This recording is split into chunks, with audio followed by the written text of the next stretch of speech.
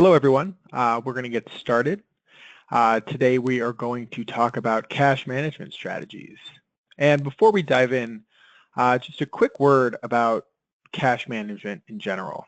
So in my opinion, cash management is the absolute foundation for all financial wellness. It doesn't matter who you are, what you have, how much money you make. Cash management can make or break anyone and any plan. And I mean that, and if you are questioning that, you should just ask MC Hammer or Kurt Schilling what I'm talking about. Okay, it doesn't matter. It's really important. And I think it's important to keep in mind too that there are, I'd say, countless tools and strategies out there. Today we're going to focus in on one particular strategy that we've worked with a lot of clients. And a lot of us at the firm, and me personally, have worked with some form or variation of this as well and had some success. So we're going to focus in on that. But there are no hard and fast rules when it comes to these strategies. So I would just encourage everybody to listen kind of with an open ear and make any strategy that you ultimately are using your own. It's important to structure things in such a way that it's easy for you to manage. Know yourself, be true to yourself, and make the strategy fit you and ultimately accomplish your goals. So with that preamble, let's dive in. So today we're going to talk, and first we're going to talk about just some terms and definition, kind of frame the conversation around the strategy. And then we'll look at the specific strategy we're going to talk about and cover the components and how to put it or some form of it into action. And then we'll address any questions and talk a little bit about who we are at Brighton Jones and how we can help you. And if you have questions throughout, definitely type them in. I'll do my best to address them as much as I can. So the first definition is cash management. What is cash management? So cash management is a process by which cash inflows and outflows are tracked according to a plan. Now, this is, I think, more commonly probably referred to as budgeting, but budgeting as a concept is negative. It's limiting. It's about restricting oftentimes. And so I like referring to it as cash management. Effectively, we're talking about the same thing, but cash management to me means that you can take control of the situation. You can know the inflows, know the outflows, track them, know where you are according to a plan. It's, like I said, it's the foundation of not only financial wellness, but any financial goal is going to have some cash component. So they say cash is king. I think that's true. So that's a broad definition. Now, as we start to get into the strategy we're going to talk about today, it's all framed around what we'll call buckets. And so buckets refers to a broad category of expenses. And then just a quick word before we get into some specific ideas around the buckets to use. I'm not going to talk today about a savings and investments bucket when you're talking about cash management. Now, the idea here is that before you think about your own spending and budgeting or cash management or whatever you want to call it, pay yourself first, right? And so my assumption is that all savings and investing has taken place before we dive into what we're going to talk about today. That's really easy as participants in 401ks. We make our deferrals, they go in, our net paycheck, it's like we never even had that money, which is fantastic. It's the best way to save. I would encourage you to do that for any other kind of savings you have as well. If you're saving into an IRA or a regular investment account or a college savings plan, see what you can do to automate that process as much as possible and so that it kind of takes place before any of this comes into play. So back to buckets. We could have used, baskets or categories, or, you might hear people talk about discretionary versus non-discretionary. The key here is that there's an initial separation of all your expenses, and we're going to, use the term and the visual of buckets to illustrate that. Fixed periodic, expenses that are recurring and predictable. And so predictability is the key point here. Examples of this: rent, mortgage, gym membership, cable and internet, even things like utilities or phone bill if you don't have a flat data rate, things that can fluctuate as long as you know enough and have enough history to reasonably anticipate an average over the course of a year over year.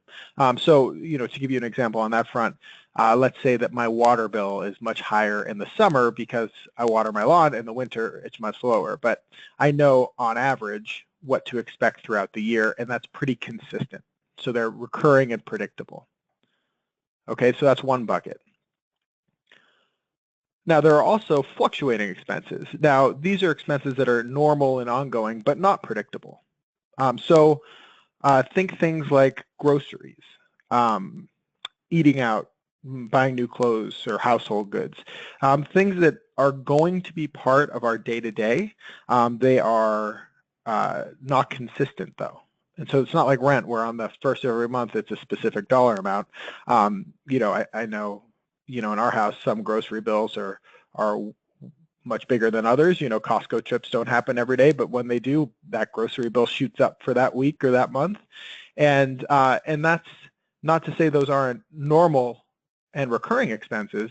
They're just not exactly predictable. So that's another category of expenses, another bucket. And then discretionary goals. So these are expenses that are not part of your day-to-day, not crucial to the way that you're living your life.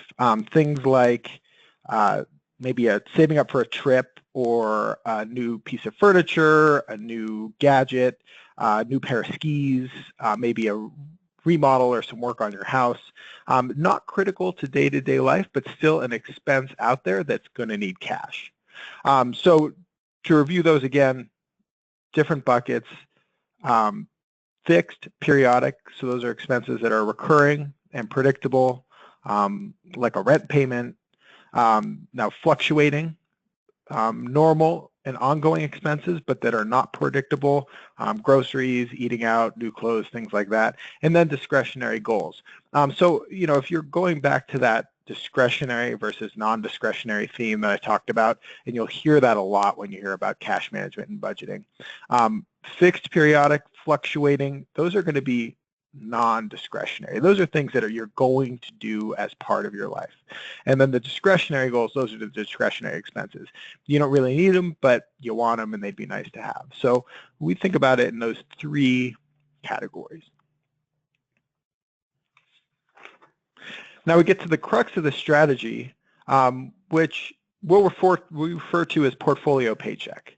And it starts with a primary account.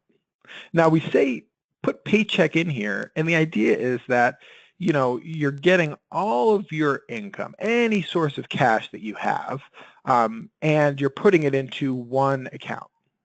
So this could be a checking account, a savings account, an investment account. When we do this with clients that we're working with as individuals, this becomes their primary account as their investment account. That's why we use the term portfolio paycheck, because it's going into their portfolio of investments.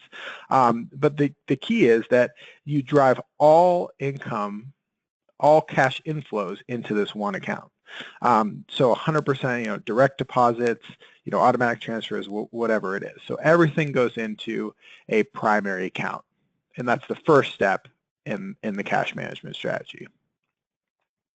Now, from there, we have other buckets, right? So we have, in the purest form of this strategy, and like I said, you can tweak this, and I'll talk about some different ways that you can do it, but in the purest form, you're going to have a primary account and then 3 separate accounts. And so first, let's talk about the fixed periodic, okay? Fixed periodic is going to be an account that pays all of those fixed and ongoing expenses. And so if you're creating a separate account for that, the best way would be to make it a checking account, but no ATM, no check writing. This is just a checking account where you're going to use bill pay you're going to get set up automatic payments, automatic withdrawals. It is best set up when everything is automatic, right? So you don't really touch that account. It's just those ongoing expenses come out of there. And then you have your fluctuating account, and that's also best a checking account. But this is where you're going to get the ATM, the check writing. This is probably where a credit card is going to get paid from. It's used for all of those normal and unpredictable but ongoing expenses. And then the discretionary goals account is going to be yet another account, and this could be a savings account. I know a lot of people that use this strategy actually use the primary account as the discretionary goals account. It's just where excess cash is going to build up until you spend it on those discretionary goals. So the idea of the portfolio paycheck is that cash comes into that primary account, and then in a very systematic and automated way, cash goes into these other accounts. And so what you're doing when you do this is you are you're taking control of your cash management. You are defining what are my fixed periodic expenses? What are my fluctuating expenses? What are the discretionary goals that I'm saving for? And you are dispersing cash specifically to meet them. So it's going to do two things for you. One, it's going to give you a lot of clarity. Okay, so you're going to know very clearly, I spend $2,000 a month on these fixed periodic expenses. It's also going to give you a lot of clarity as to if you're staying on track, because if you look at that account and it's the 15th of the month and it's got, $500 left in it and it was supposed to cover the whole month, something needs more looking into, right? And same thing goes with the fluctuating account, and that's going to be the most important one to track because that is fluctuating. Those expenses don't hit on a regular basis. And so, but again, you're going to get to the end of the month and you're going to know, was I on target or was I not, based on was there money left in the account. And so I think that's, for this strategy, one of the main benefits of it, I think, is that it just gives clarity into what's actually happening. And that is over half the game of any successful cash management strategy, is just getting clarity on what's happening. And for me, breaking it out into these broad buckets, you'll notice that I didn't talk a lot about you should spend 20% of your income on housing. You should spend 10% of your income on food, or those kinds of things. And I've seen cash management strategies where everything is listed. I mean, you'll get a spreadsheet with 47 different rows in it that are all very specific types of expenses. And in my experience, that for most people anyway, is a little bit too much and doesn't end up producing any results because it's too complex, it's too hard to maintain, it's too hard to get clarity and visibility on. And so by setting up your own paychecks into these different accounts, it's keeping it high level, and then I think it's up to each individual how they want to track it. And so do you have to have 4 separate accounts? Well, no, you don't have to. I mean, for instance, my own personal strategy is I have one account that covers both the fluctuating and the fixed periodic expenses. But I know what those are going to be, or what they should be anyway, in any given month, and I make sure that that much cash goes in there. And then I can monitor that one account. So I use that account for all the bill pay and check writing and pay credit card bills and all that. And I still get that overall clarity of, here's how much I expected to spend out of this account, and now here's how much I actually spent out of this account. So I know on an ongoing basis, am I tracking and am I not tracking? And then for discretionary goals, I think this is great too, because you should know, if you're doing this and it's working for you, you should know when you'll be able to do things. So if I know my inflows are $5,000 a month, I know that my fixed periodic are $2,000 and my fluctuating are $2,500. That means I have a $500 cushion. So every month, $500 is going to go towards those discretionary goals. So if I'm saving up for a new couch that's going to cost $1,200, I know that it's going to take me 3 months, and then I should be able to go buy it. And you can watch that cash build up and then use it. So again, it gives a lot of clarity, and to me, it gives a lot of power to the situation because you have the dollars, you're putting them there specifically to use for these purposes, and so you can really take control and know what's happening and be able to get a real clear sense very quickly if you're on track to meet those goals.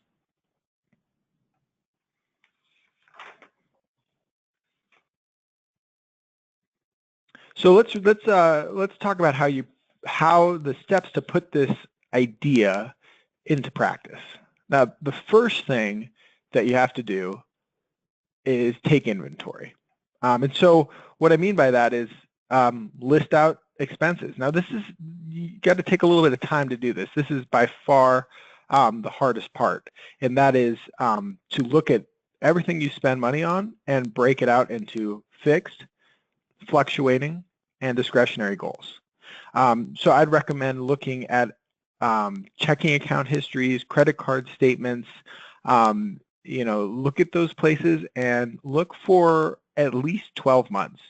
And the reason I say that is because you're going to catch things that are infrequent, but maybe they're fixed periodic. Like for instance, maybe you pay your car insurance semi-annually. So if you just look at the last 3 months, you might not see that because it only gets paid twice a year, but that is an ongoing expense that is going to be there. If you're like me and you're an Amazon Prime member, that comes once a year, but it's coming every year. And so if you look at a full 12 months, you're going to catch all of those, maybe irregular or not irregular, very regular, but infrequent expenses. Okay, so take an inventory and break them out into these categories, get a sense of what is going on. That's really the key, is just get your arms around your situation. And there are some tools, and we'll talk about technology in a little bit.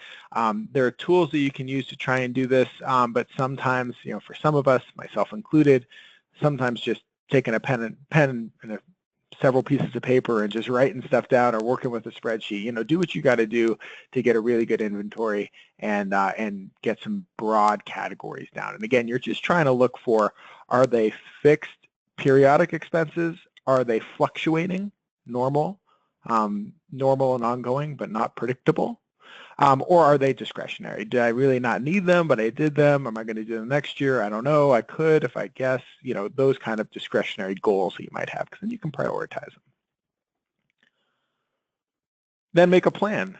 So, make sure you understand all your sources of income. What are you going to net out of that? After taxes are withheld from your paycheck, after 401k contributions go in, if you're making contributions to a college savings account after that, what are you going to net out for your expenses? Okay, so make sure you get that number and then compare that to a combination of your fixed and fluctuating expenses. So those normal, ongoing, everyday expenses. Make sure you have at least as much coming in, if not more, than you have going out. And if that's not the case, then that's when it's time to take a really hard look at those expenses and figure out where you might be able to reduce or eliminate some expenses to try and get to a sustainable situation where your net income is equal to or greater than the combination of those fixed, periodic, and then normal, fluctuating, but not predictable expenses. Then you're also going to know how much you have left over for discretionary goals. You'll be able to prioritize those discretionary goals, know about when you'll be able to achieve them, and it just helps put a whole plan in place. Next thing I'd say is automate everything. Bill pays, automatic direct debits from your account, direct deposits when you're making transfers, set those up as automatic as well. This will be possible at most any institution. So if you have your primary account and then you have $2,500 a month of fluctuating expenses and $2,000 a month of fixed periodic expenses, and you have your account set up to do that, you know what? If you get paid on the 1st and the 15th, on the 2nd and the 16th, you have automatic transfers going out. Make it happen as seamlessly as possible, because that's how you're going to get the most success.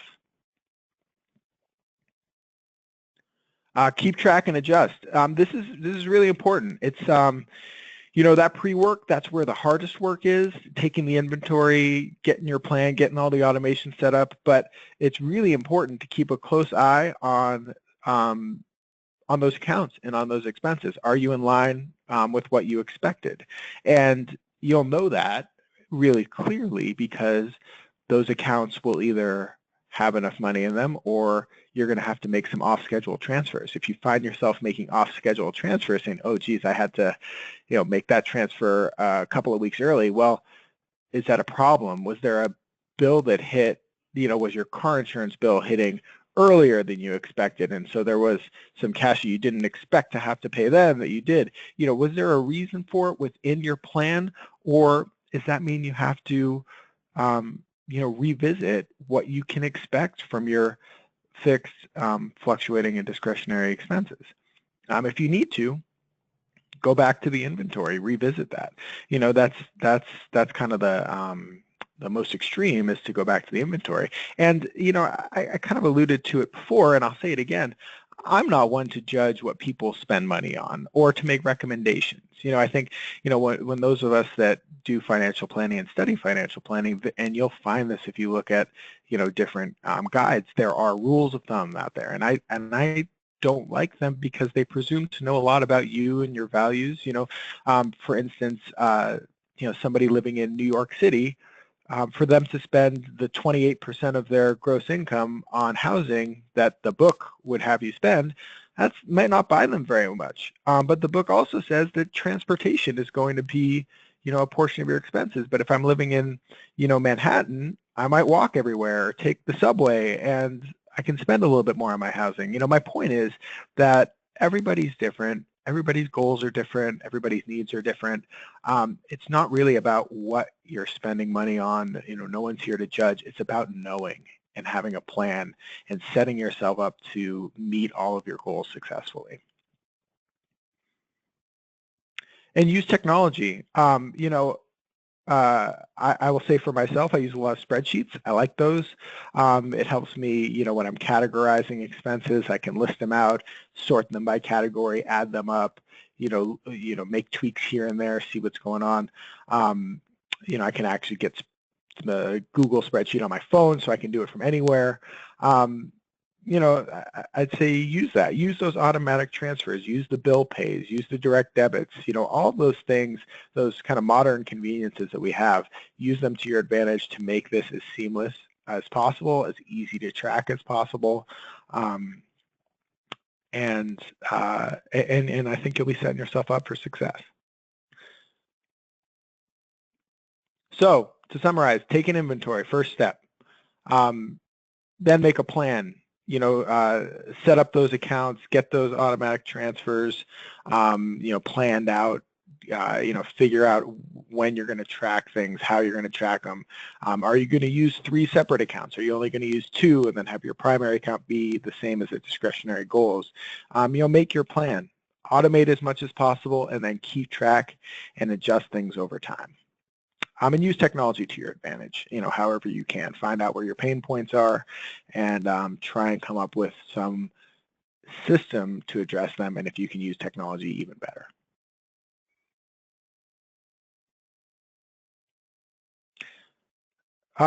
Time for some questions. There's one that we get all the time, so I'm just going to address it. How do you go about evaluating and cutting expenses? And like I said, I'm not one to judge what people spend money on, but I think in general, if you're finding yourself in a situation where your inflows and your outflows aren't matching up in the right way, there's a saying, and I might butcher it, no pun intended, but, use a meat cleaver, don't use a scalpel. I think, for instance, dropping HBO is probably not your answer, but dropping cable might be. Using Hulu or reading a book or whatever it might be. So, whenever you're looking at how to adjust or trim expenses, I'd say, start with as drastic a move as you can make, to use that television example.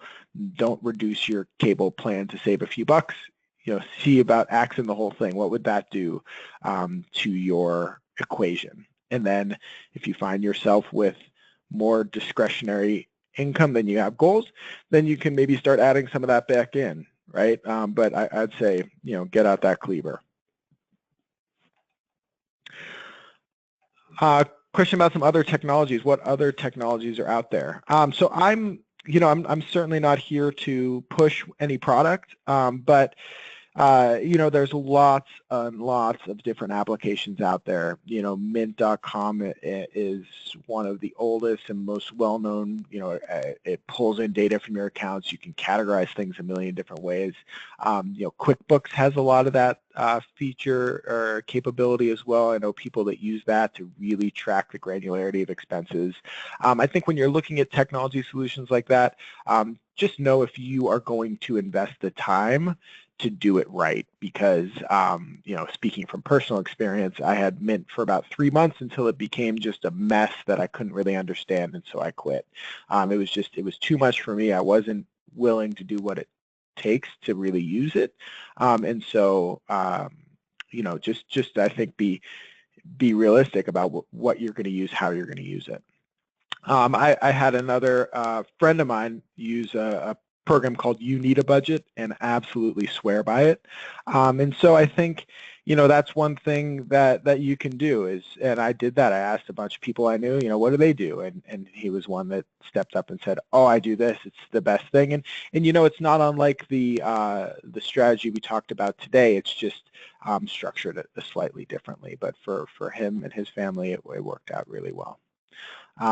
But yeah, go out there. Most any technology you're going to find is going to have some way to preview it or sample it. And so if what we talked about today doesn't sound like your cup of tea, I'd say just keep looking. And for me, the main point is to switch that thought process from budgeting to cash management. Take control of the situation.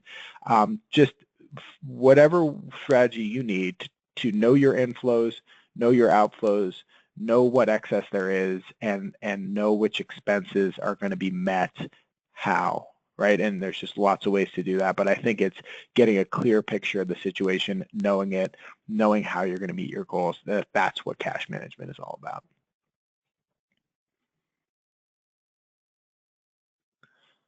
So I'll wrap up there. At Brighton Jones, we are here to help our clients, colleagues, and community live richer lives, and we do that through our work with 401ks and 401k participants, as well as individuals, and our work out in the community. We're here to help, so if you have additional questions, have a need to connect with us, please reach out. We are always available, and we want to help, so use us. Thank you very much, and we'll look forward to seeing you again.